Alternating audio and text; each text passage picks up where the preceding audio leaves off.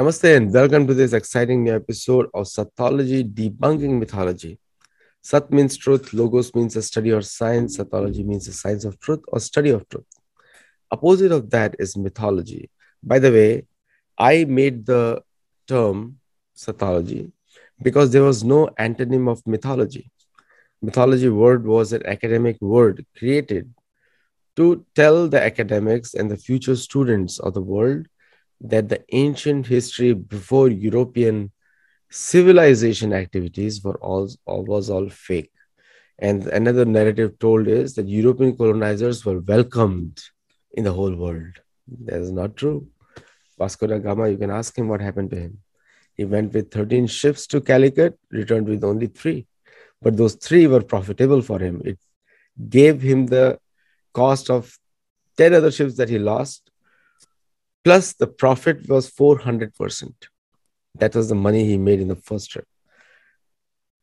He's the same person who discovered Mogadishu, which is in Somali. And okay, so and mythology means a study of fake lie imagination. So today we have very, very special guest, Petty Officer Manan Bhatt, who has done amazing service and is an author. And he has a different perspective on defense. And I'm going to ask him tough questions. Believe me, I have not given him any questions in advance. It's going to be impromptu discussion. So let us welcome Shri Petty Officer Shri Manan Bhatt. Jai Hind, sir. Jai Hind, Aditya ji. It's great to be here. And it is always a pleasure to talk to you. And Sathology has always been a very intriguing subject for me. I've started reading your books, started to rediscover the Sat from amongst the myth, which was claimed to be. So, Jai Hind, everyone. It's great to be here. Now, for those of you who do not know, who are watching for the first time, Jai Hind is a very important address, is a national address in the armed forces of India, and also politicians and other important people in the official circles. In the West, the Marines say "Who hai," which is different. So, which is a different tradition over there. This is an official wish that when I pass through a senior or a junior passes through me, he salutes me. Or if a senior is there, I salute them. I say Jai Hind, sir. So this is a wish.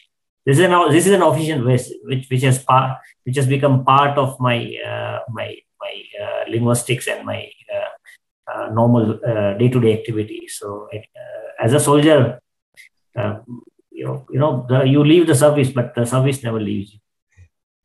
And also the way you say it and other officers say Jai Hind, like it just gives a sense of security to many people, including me. I love it myself.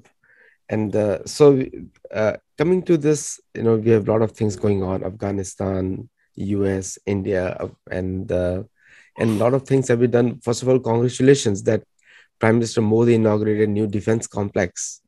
So at least you're not working out of barracks, literally. Yeah, I've served in integrated headquarters of defense. We quite a few officers worked out of porta cabins and old very old buildings, British time buildings.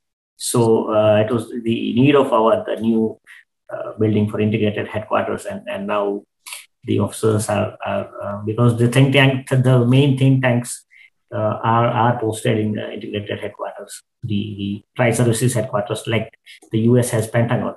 So it's great that they are shifting to a new place. We've served our time to in the old buildings. If you look at the world history from 16th century onwards, actually 15th century onwards till now, every country who has succeeded in the world has one thing common: military goes first. Everything else is secondary. And then through military comes the trade, and then that's how these become prosperous. And the church was also sometimes involved, and for the Muslims, the Ummah, mosques were involved. Does India or the planners in Indian defense think of all these lines also? They know the history? So everywhere, Yeah, like 13 ships attacked India, and the first defeat of the Europeans was in India. Martan Verma. Raja Martan Verma. The day India started to the ancient India, the day they started to ignore the maritime powers, they ignore the navy, the navy, erstwhile navy. India's decline began. It was the time when the European powers attacked India. It was the time when European powers were somehow successful in colonizing India. The Dutch came, the British came, the French came. So the modern India, as we see, has realized, I think, and that we do not have the option of sitting back and enjoying ourselves, because the new security paradigm that is taking place in the entire world, and in particularly in our part of the world, the way situation in Afghanistan deteriorated at such a pace that the entire world was in shock, and so was India. India has another big challenges: two rogue neighbors, China and Pakistan. Pakistan is an international sponsor of terrorism, and the Indo-Pacific is seeing every day. The Indo-Pacific is seeing facing new challenges from China. China is increasing its navy like anything. So I think that the India's expenditure and India's modernization in defense, by looking at it from the current Modi government, I think I'm a sure believer that India is realizing about the importance of upgrading its defense infrastructure. Overall, in defense infrastructure, it has come to recently. It has been known internationally that India, being the biggest importer of arms from Russia, has surpassed India's defense budget has actually surpassed Russia's budget by a long margin, huge margin. Still, India is the biggest importer of arms from Russia. So our Prime Minister, Mr. Modi, has a vision of Atmanirbhar, self-reliant India in defense. So we are insisting that if we buy any equipment, those equipment should be technology should be transferred. Those equipment, like we have a contract with entered into a contract with Boeing. Tata is going to make some jets for Indian Air Force. Those aircrafts will be made in India only, and technology transfer has been a pre-clause which has been added. Likewise, the way we have brought all other technology that India is buying, all the defense technology, we are having a prerequisite that the technology should be transferred and they should be made in India. Most of the equipment should be made in. You made a good point there, Atmanirbhar Bharat. But if you look at the world history, like from the past and now, because there's a lot to be learned from the history. And sometimes I do not, the word dharma is not religion at all. Dharma means yuddha dharma, all those kind of things. Dharma means just a duty, compulsory duty we have. Whatever role we are playing, if you're playing a role of a warrior, be a best warrior. That's your dharma. So one of the things was India. So I'll take an example of extreme east, Indonesia and Java Dweep. Java Dweep has been their kings, Bali. They've always considered Ayodhya as their headquarters. I don't know how, but it is going on since the Ramayana period. Java Dweep is mentioned there. And that's why the name is also Indonesia, because it was India away from India. That's why British call it Indonesia. Now, India has taken care of itself is very well. They are the first country to have never been conquered by either Christian thought or Islamic thought. They were all ruling in the pockets. This is the wrong history being taught that Mughal was and they made the maximum money ship out. Like the Mughal India shipped out all the Dutch profits from the cotton and spices to the Middle East. They did that. Well, Mughal was known for that.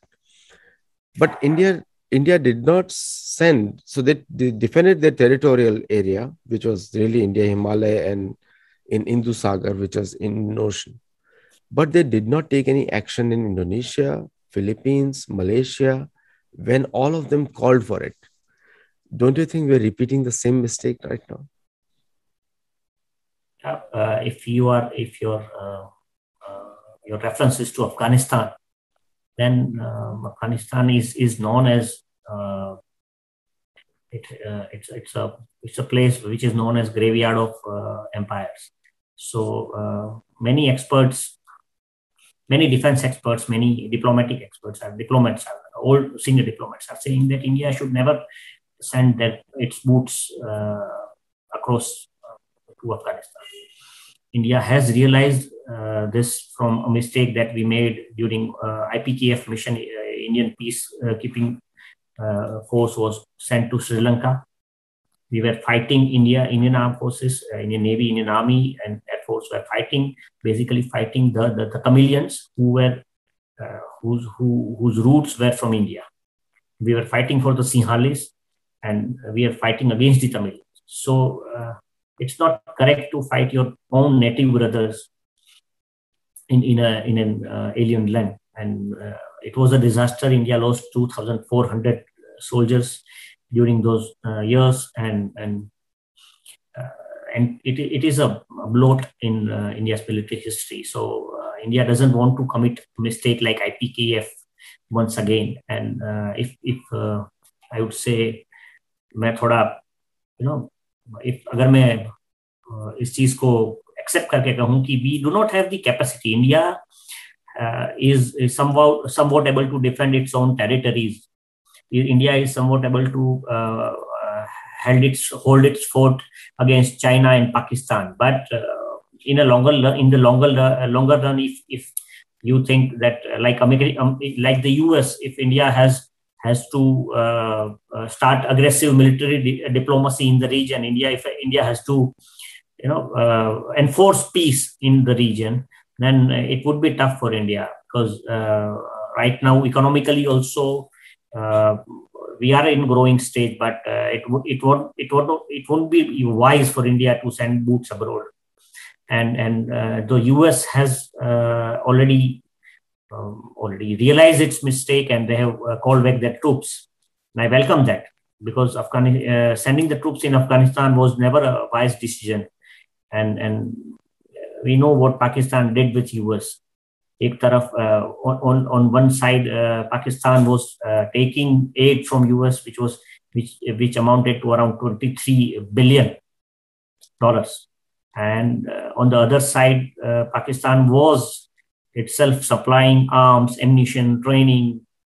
The ISI was empowering Taliban by day. Haqqanis are considered as the mafia of Pakistan.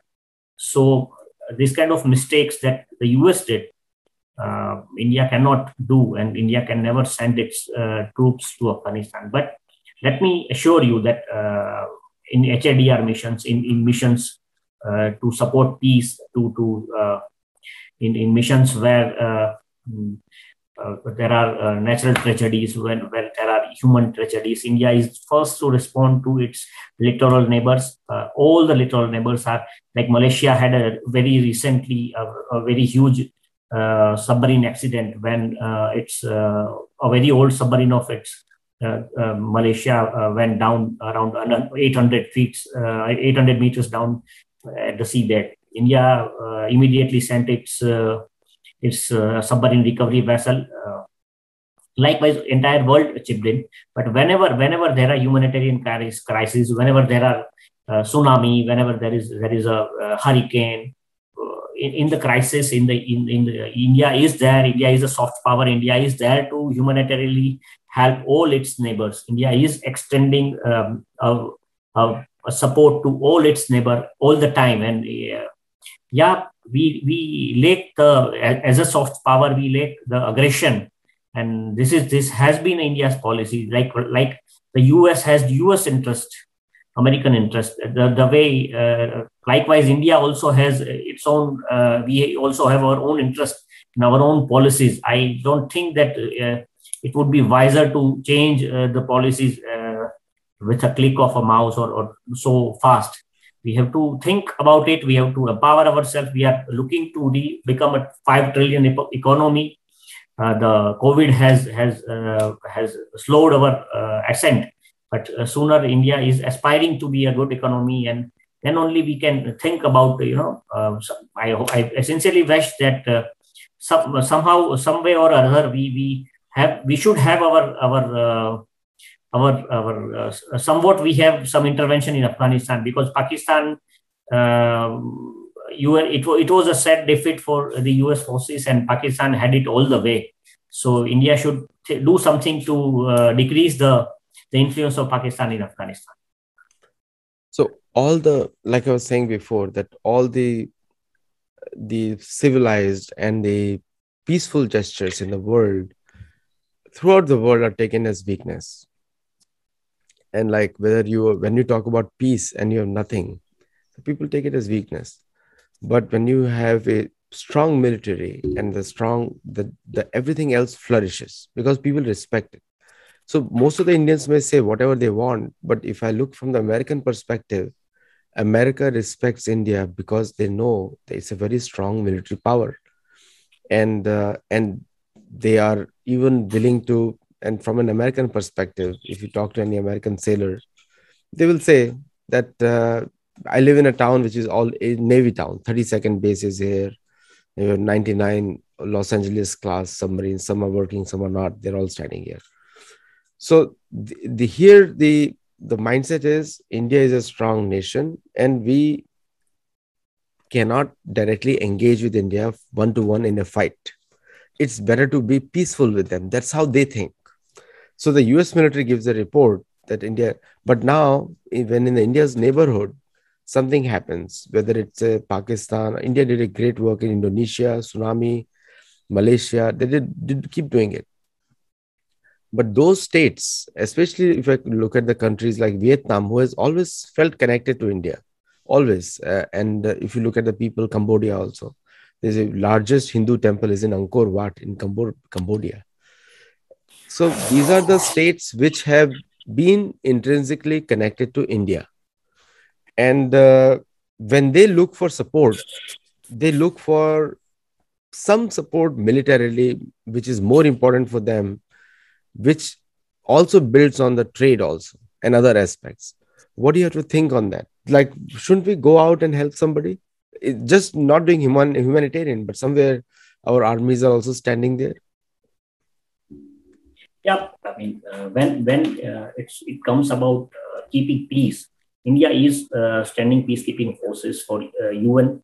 United Nation में India की जो peacekeeping force है, उसका सबसे the highest regard that UN has is for Indian peacekeeping keeping force in disturbed regions. Now, if I talk about helping militarily, helping the littoral nations, small nations militarily, India has been at forefront. India has given ships, submarines to friendly nations. India has donated ships, rather, given them for free for their own territorial integrity, to keep their territory. India is militarily training the soldiers and officers from friendly nations.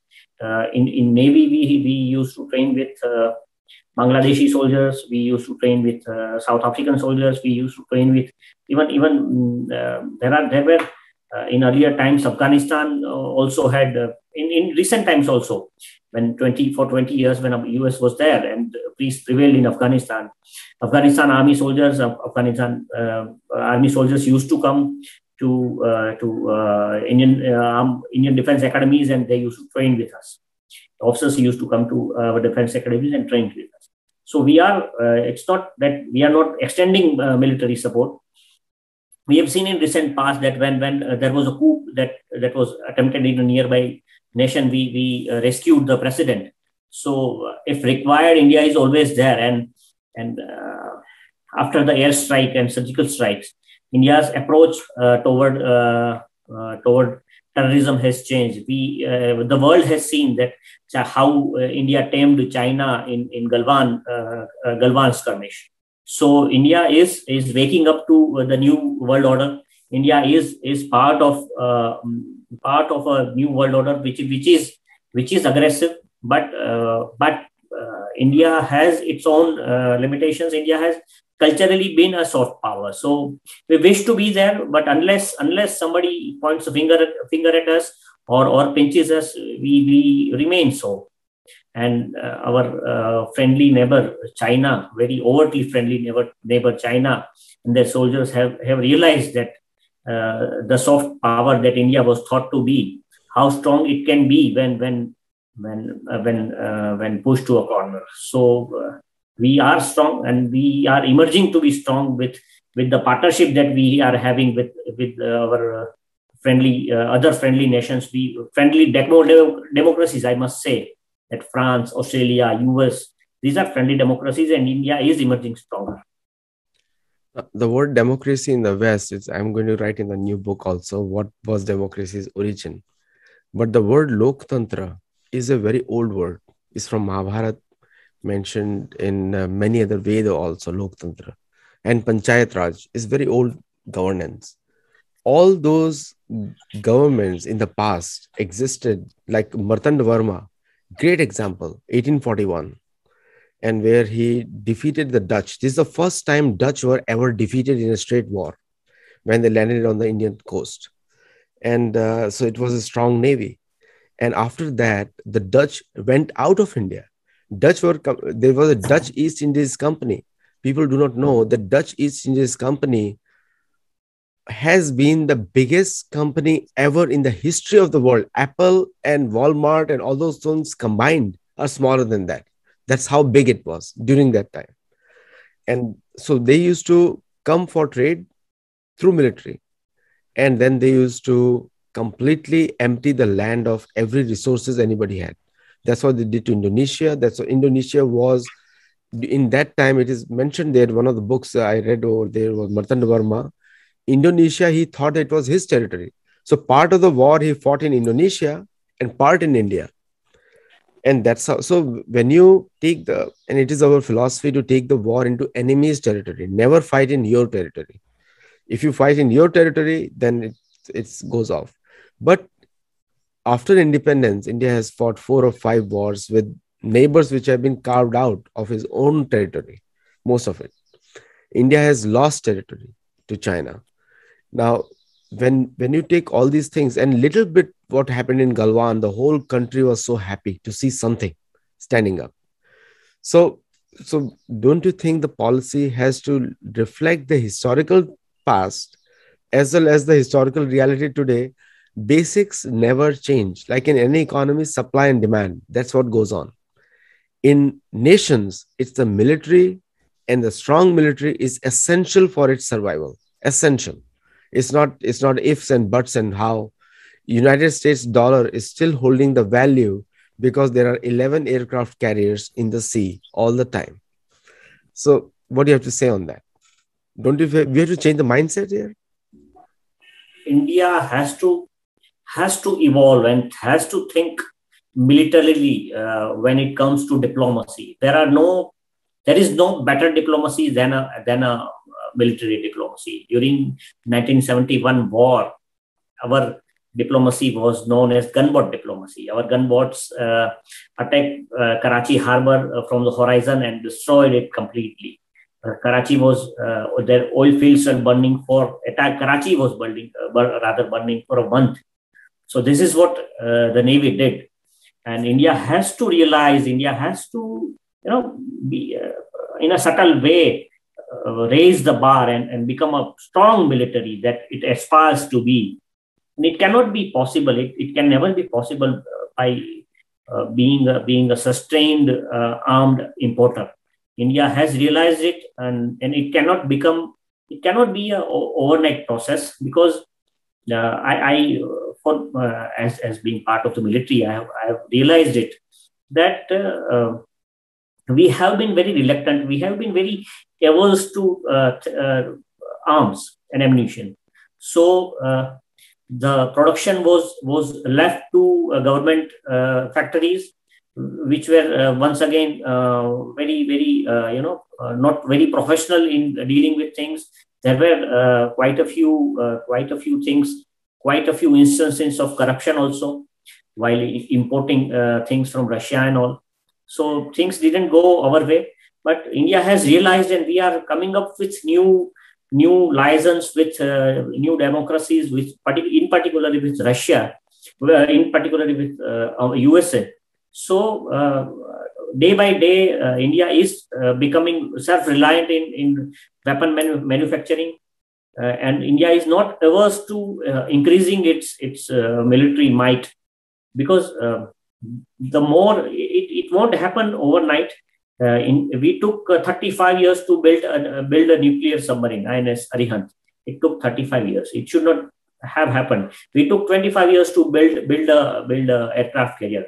But the new ship, the new INS Dhruv, which was commissioned, which is going to be commissioned very soon, it took just a few years, 5 to 7 years to build.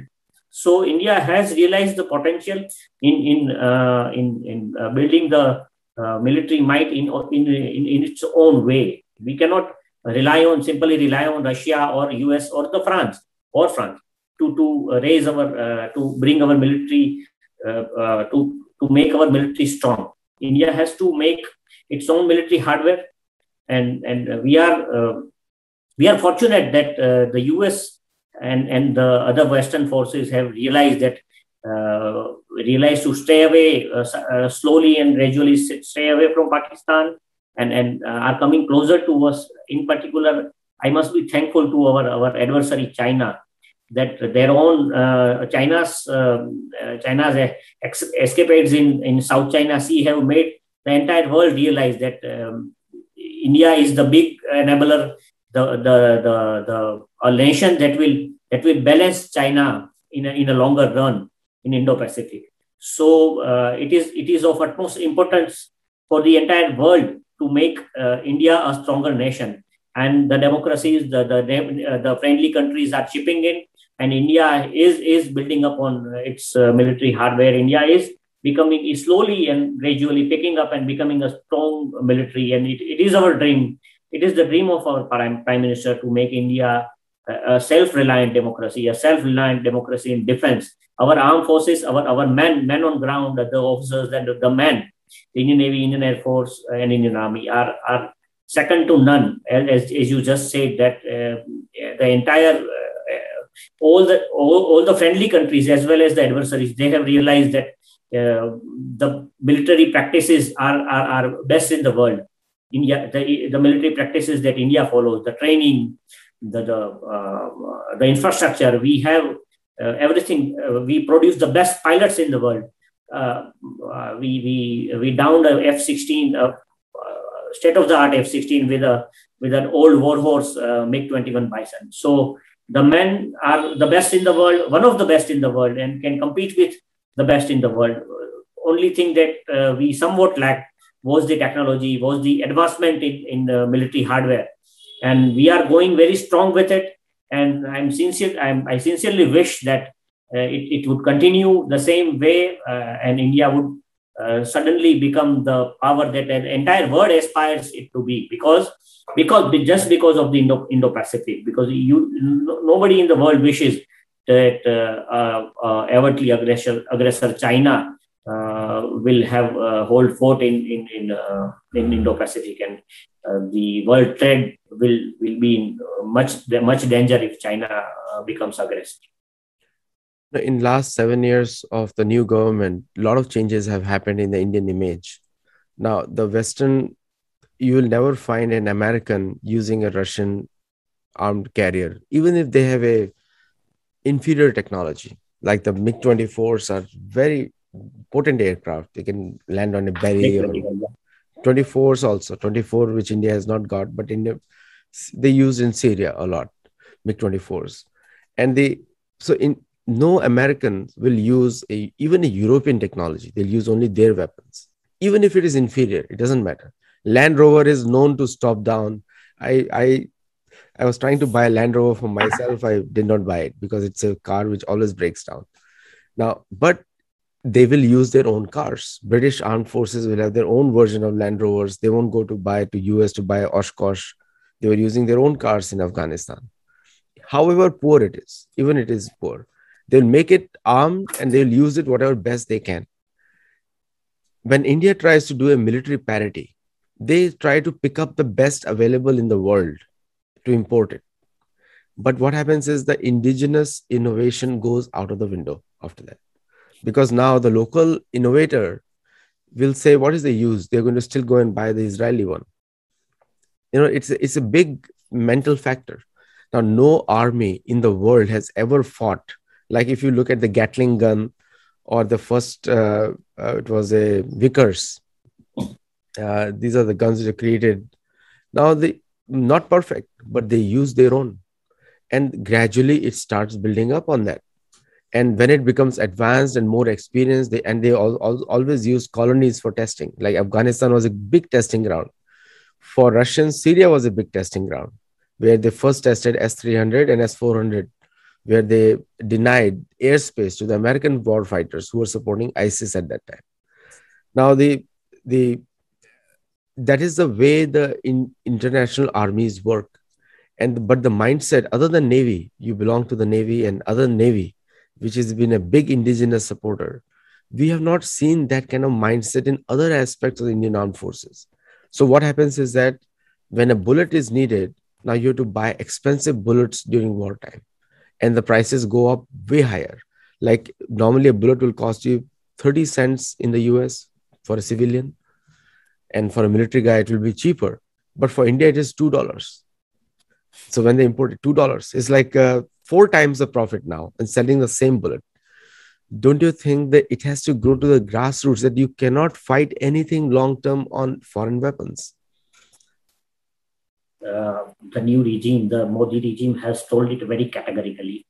I have to say it very sadly that our indigenous aircraft, Tejas, Marut, the first indigenous Indian aircraft was Marut. It was grounded. There were forces which didn't want India to develop indigenous aircraft, so it was grounded. The second one was LCA Tejas, light combat aircraft Tejas. It was also there were forces which didn't want even Tejas to come up, but the then Indian Defense Minister, Mr. Manohar Parrikar, was a big advocate. We lost him too early, and he was a big advocate of indigenous technology, and he pushed very hard. He pushed the fight. There were certain officers. There was a section in the defense also which didn't want कि हम तेजस को Indian air force में induct किया जाए and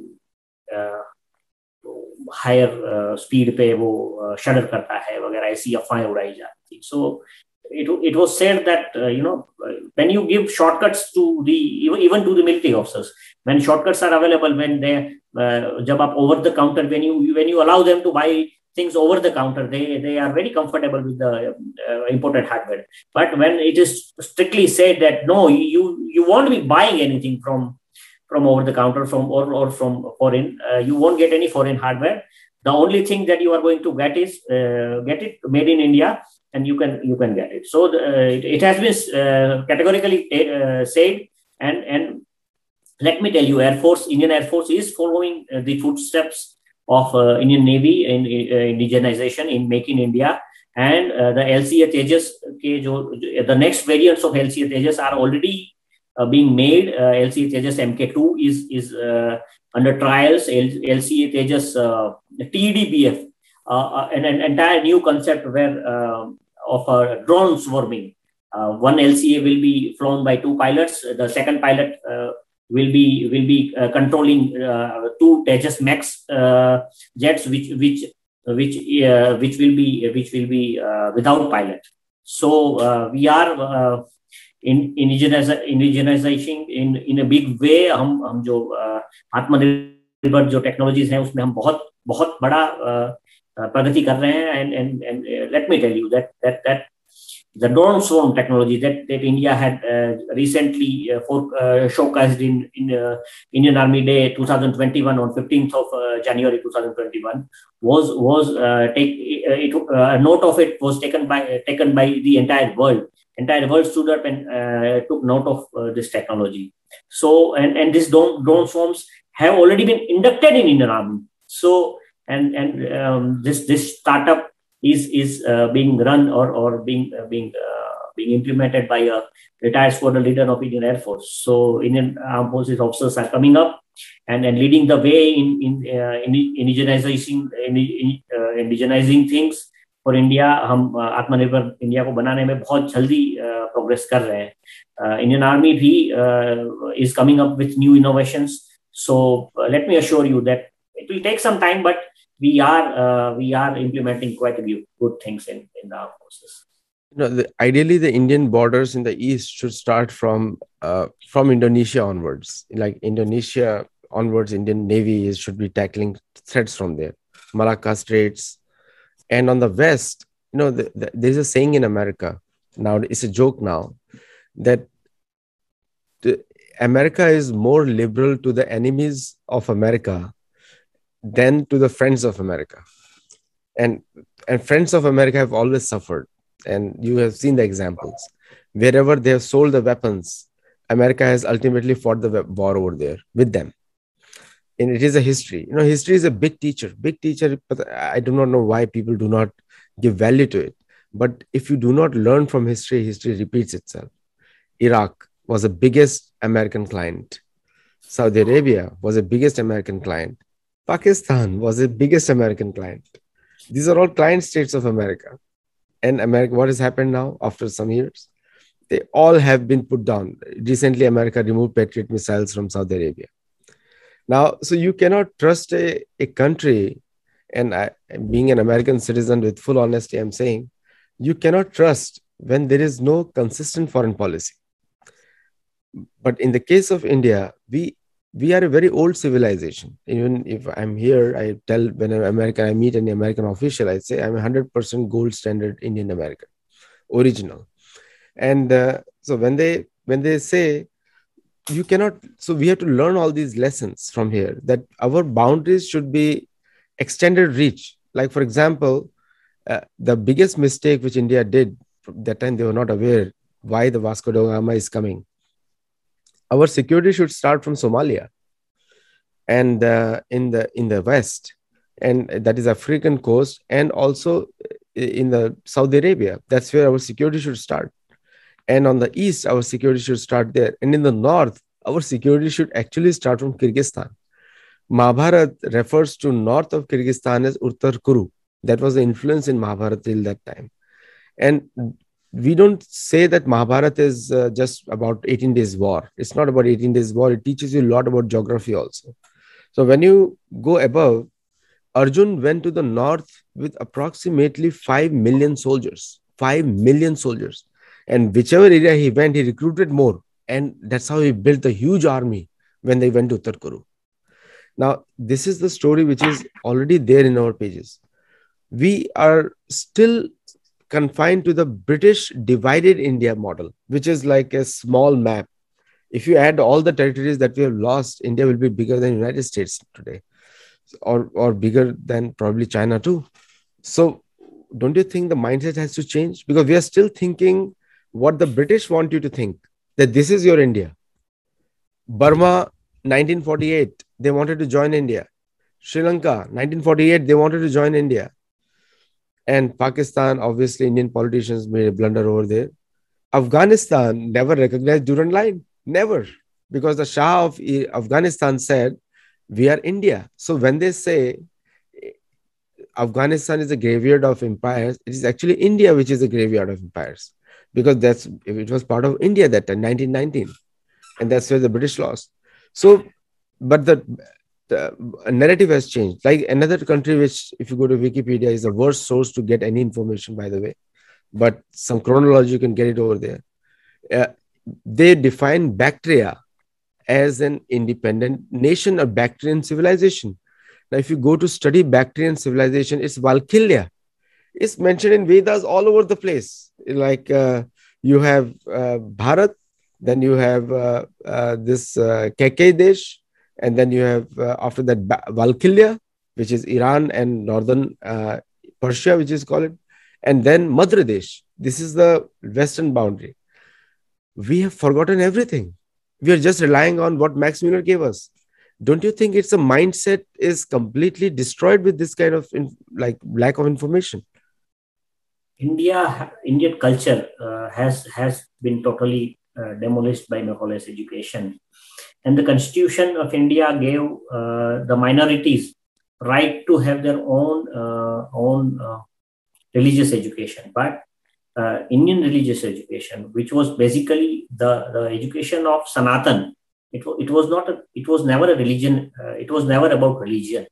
The Sanatan way of education, the Vedas, the Vedantas, the Gita, everything it was demolished, and even today, as per the constitution, a majority Hindu, majority Sanatani cannot choose to study his own in his own.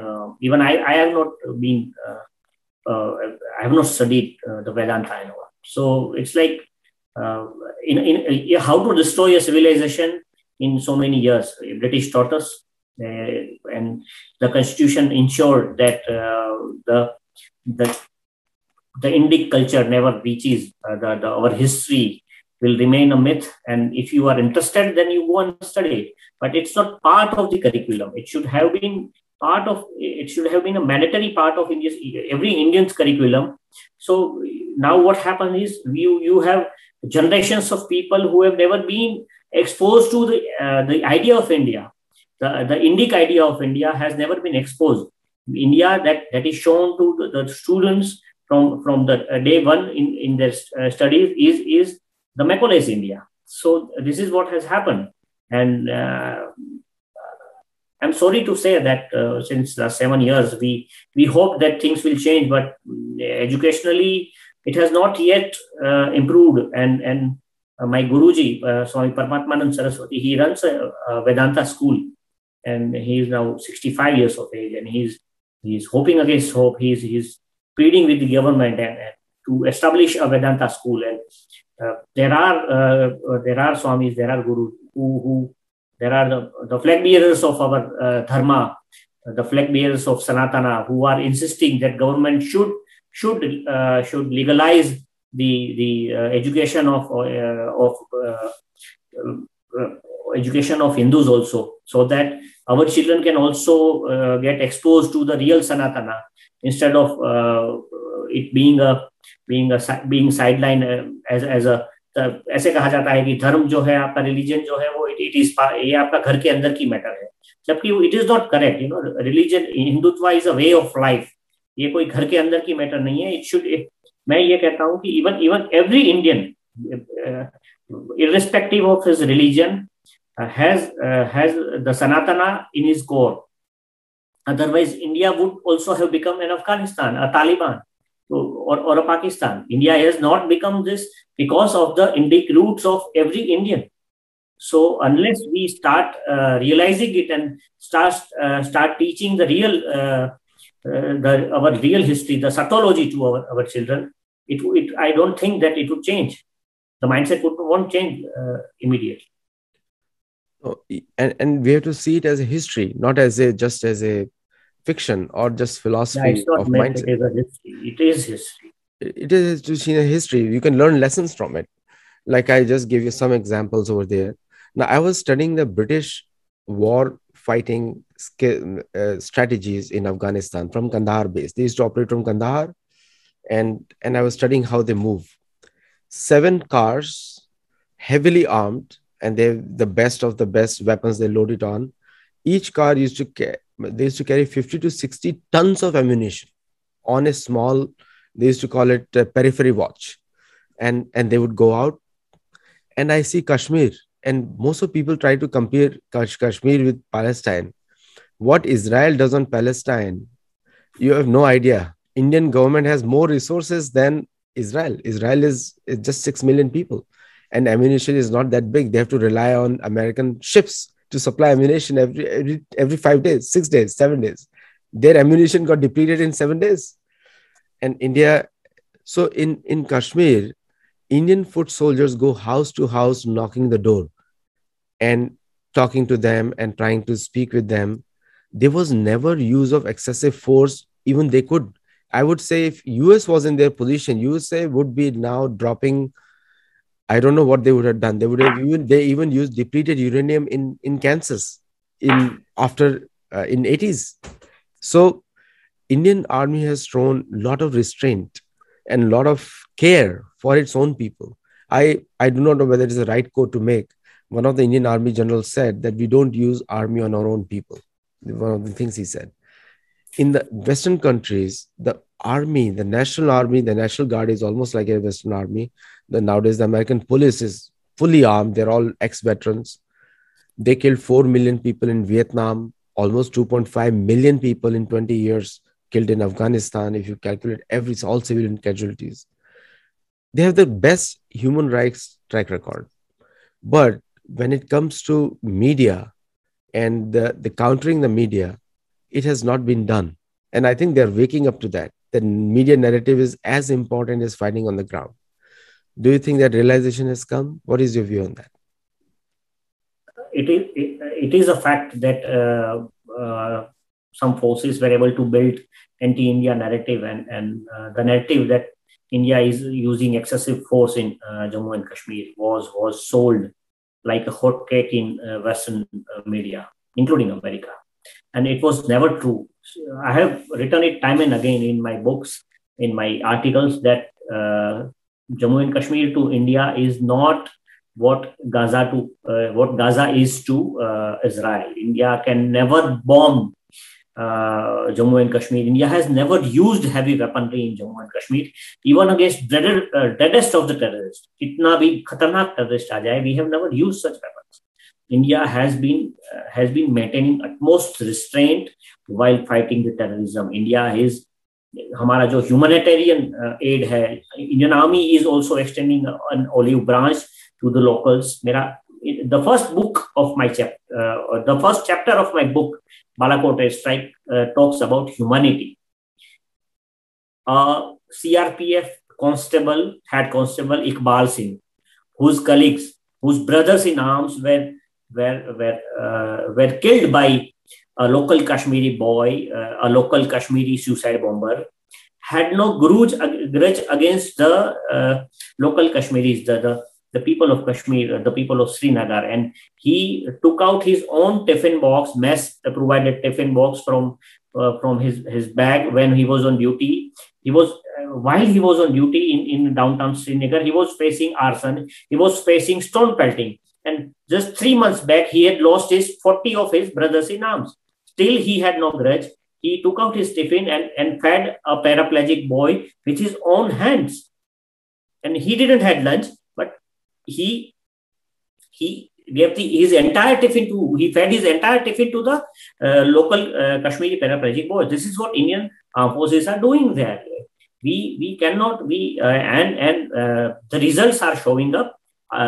People were fed up due to the corrupt politicians who were taking benefit of both the worlds.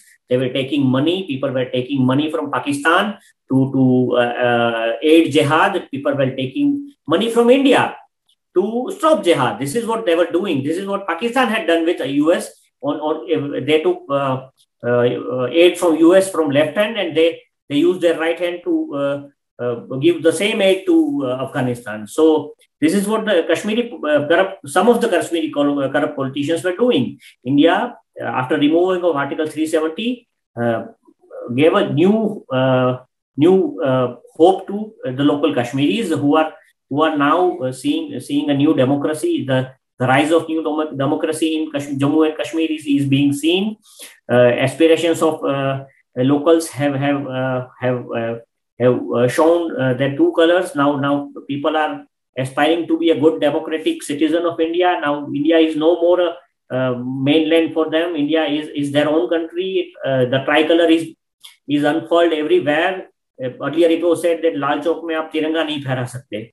Now, right now, in worst of the district, tiranga is there. So politicians are trying to demonize the things, but the youth of Kashmir, the young kids of Kashmir have realized that the only way out of terrorism is not through not realizing, not parting with Pakistan sponsored terrorism, but to realize the aspiration of a democracy, to realize that to be with India's democracy, and Kashmir is after 370, it's been 2-3 years, and Jammu and Kashmir is rising like anything. It is there are so many projects which are going on.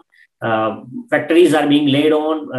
There are attempts to bring home the Kashmiri Pandits to the valley. So the valley is seeing a new dawn. And I know that as the state sponsor of terrorism, Pakistan has been punished twice by India by crossing the border, crossing the LOC through airstrike and surgical strike. Pakistan is not going to attempt is now refraining from indulging in terrorism.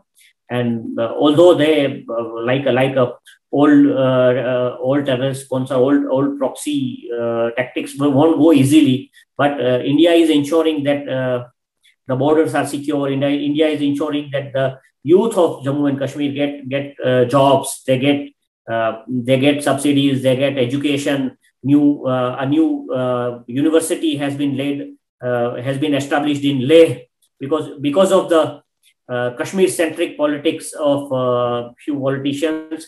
Ladakh, Leh, these districts were far behind in growth. Now there is a big focus on those districts, and they are also the Nunus, the locals of Leh and Ladakh. They are also seeing a new dawn. They are also realizing the dreams of democracy. वहाँ भी बहुत ज़्यादा विकास हो रहा है. So right, as you said, it is right that India, Jammu and Kashmir to India is not what Gaza is to Israel. It can never be to India. No, very well said. Very well said, officer. The last point on the discussion, because most of the people are watching. The wokeism, critical race theory, all these are the rise of the natives, you can say. These are the rise of the natives, the indigenous people who have risen. In India, also it has happened. Many Hindus have woken up, and it is very important for us to know that what happens in the West, India is exactly reverse of it. Reverse. It's like the left and right definition in the West, in India is totally reverse. What they call it, the right wing, is actually the centrist in India. And what they call the left wing is, I do not know, they're almost like terrorists in India. Almost. If they were in US, they'll be called terrorists. Literally, I'm telling you. So in Europe also, they'll be called terrorists. It's completely, they've gone out of the boundaries now in India. I invite them, come to US and practice your leftism here. I invite you, and you'll see what happens to you. So the point which I'm trying to say is that the last question is, can India change a perspective? See, the thing is, after US, the only second credible country in the world which people respect out of the Western bloc. Now, US, UK, and Europe, they always work in tandem. It's the same old colonial gang, same old. It was the Europeans who colonized America. It was the Europeans who colonized Australia. Europeans tried their best to colonize Africa and Asia. It did not happen. It had to be given up because they did not have the power to maintain post-war debt after World War II. That was the real reason. That's why the Atlantic Accord was signed up, Atlantic Treaty was signed up, to which Winston Churchill rejected, because he said, British have a dominion over Africa. That's what he said. Now, the point I'm trying to say is that India has to now stand up like they did for the South Africans in the South African independence movement. You can see that Nelson Mandela, Mahatma Gandhi is the first one to stand up against apartheid. There are many things we do not agree with Mahatma Gandhi, but this was a good thing he did. Apartheid movement started because of it. Now, India again has to stand up for the natives. I know Indian government makes a lot of statements and other things, but it has not come into the foreign policy yet, where India should say that we stand for the natives of America. We need to start commenting on American politics and European politics. What happened to natives of Europe? Romanis are the earliest, 2016. Sushma Swaraj acknowledged them as connected to India, Romanis. They are the natives of Europe. People do not know that the church is a 14th century phenomena, even though they started in second centuries, first century, whatever they call it. It's a 14th century phenomena. Before that, they were nothing. So what we need to change here? What do we need to change? There are a lot of historical facts here. The biggest strength of India is Indian civilization, the Indic civilization, our history. The only thing that India can do is fall back to its own roots, realize the soft power of the religion, the culture. And the day India start realizing that, the day every Indian realizes that, India will rise up to become the world leader, the Vishwa Guru that we aspire it to be. But it can never happen unless the curriculum. I once again quote my Guruji, that the curriculum of the Indic curriculum should become part of, it should become part of everyday life. Unless if we keep on studying the metric pattern, Macaulay pattern, metric pattern education is, if it continues to be imparted, then India won't be able to change the narrative. India won't be able to be the Vishwaguru that we aspire to be. India won't be able to be the voice of millions of natives or the people who the culture, that the Indian culture, और जो लोग खास करके शोषितों की आवाज भारत तभी बन पाएगा जब भारत अपनी स्ट्रेंथ को समझ पाएगा. Unless we are able to realize our own strength, it should be a generation of, अगर हम ऐसा कर पाए, इंडिया अगर ऐसा कर पाया कि एक पूरी जनरेशन अपनी इंडिक सिविलाइजेशन को एस्पायर करते हुए, उसको रियलाइज करते हुए अगर उसको स्टडी करती है, अगर it is part of education, अगर फ्रंटलाइन एजुकेशन का एक करिकुलम का अगर ये पार्ट रहेगा, the way we study algebra, the way we study English, our Indic history, the सटोलॉजी as you say it, should be part of everyday curriculum. And if we have a generation which has studied, a generation means say 18 years, for